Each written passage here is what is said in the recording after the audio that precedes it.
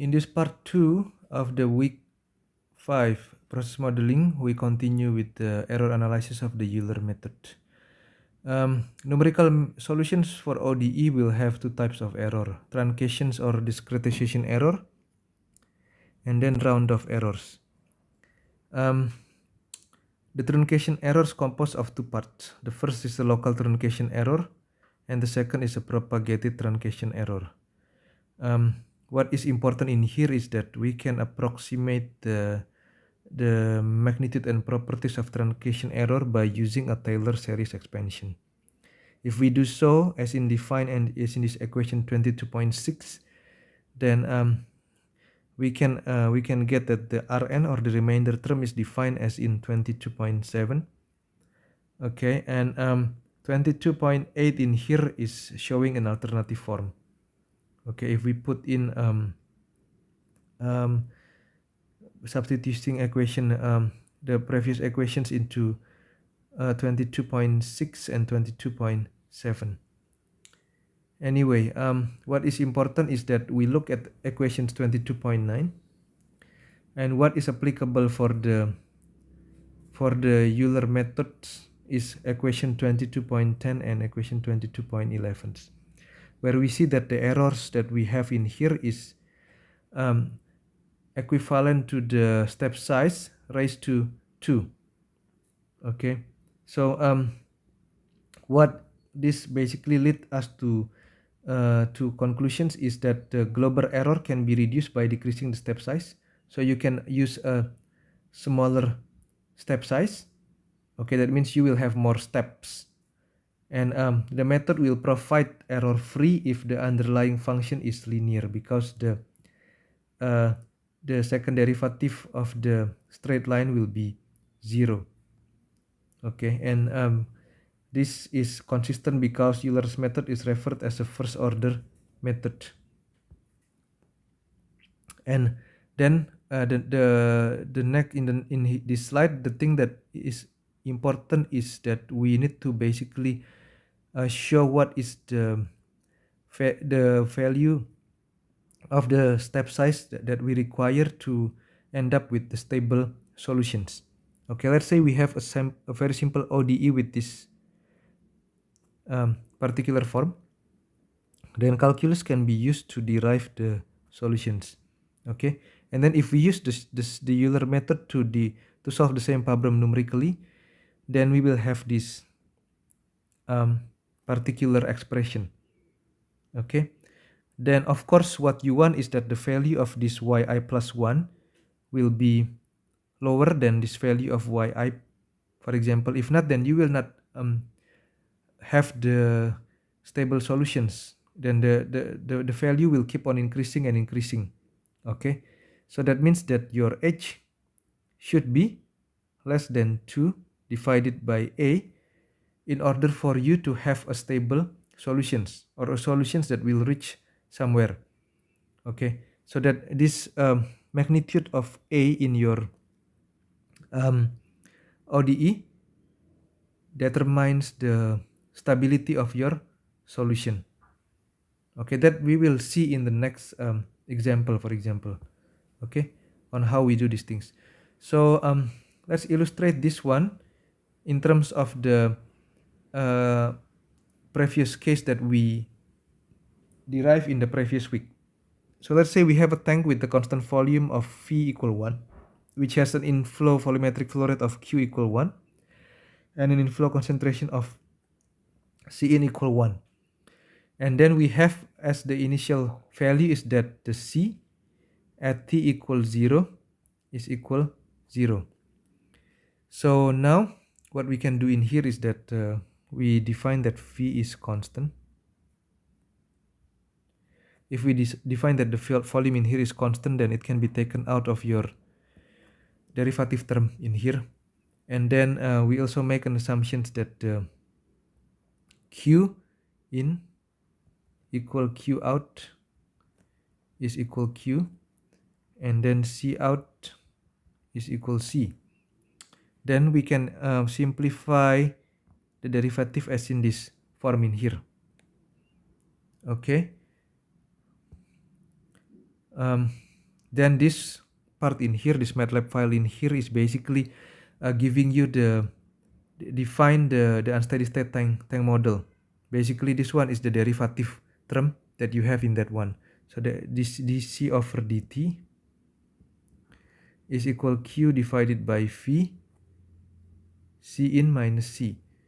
Now because you have your c in is equal 1, so that will be dc over dt will be equal to, and then your v is equal 1, so that will be, and then your c in is equal 1.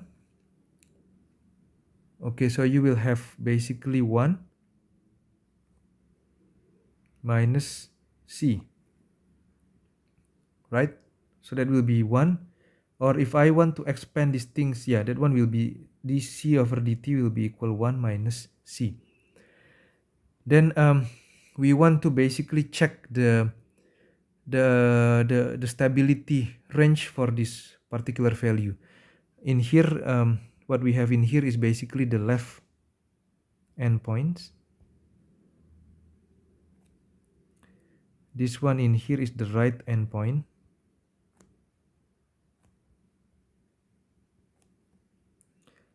Zero in here defines the initial condition.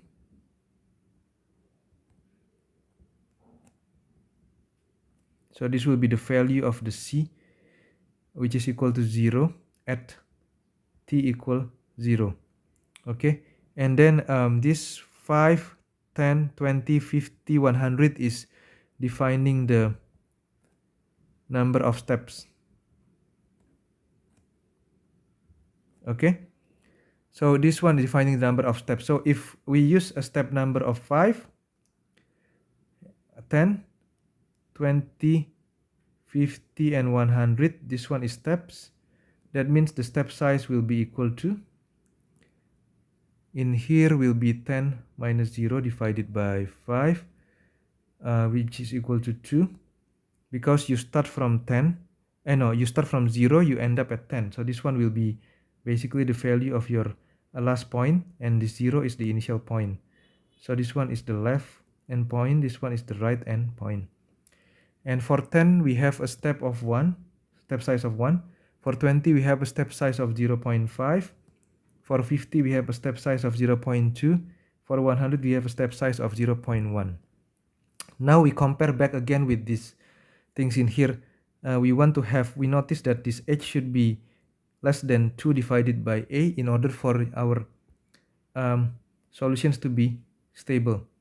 Then what we have in here as an a, if we compare this particular first order ODE with this dy per dt is equal minus ay. That means our a in here for this particular ODE will be equal to 1. Therefore, your step size should be less than 2 divided by 1 or 2. Okay, so we expect that for this different step sizes, only these 4 last solutions will be stable. The first one will not be stable. Okay, then this MATLAB and file in here will basically execute this one, where we use a functions Euler, and then we put in the functions in here. This will be the initial point, the endpoint, and then this one is the initial conditions, and this one is the number of steps. This one is creating the figure in here. Okay, this basically just creating the different metrics for the plotting. Okay, so let's run this one. We run it by putting it as example 31 into the MATLAB. Okay, then what we get in here is that you see that when we use a 5-step, then we have something that basically zigzag like this, going up and down. Then starting from 10 steps, then we start on getting something. And then when it's becoming 20 to 100, then it's starting to have this shape in here. Okay, so this basically shows what is consistent with our previous analysis. Okay, and this particular slide in here shows you the details of the Euler function, where the part where we have this percentage start, this will not be executed. This part will be skipped in the MATLAB, but it serves as a note for those programmers, MATLAB programmers. Okay, the first one, f in here is the function, and then this a in here is the left and right endpoints. This ya in here is the initial conditions, and is the number of steps. Okay, then this line in here shows you the step size, and then this t in here is basically the vector of the abscissas and the vector of the ordinates.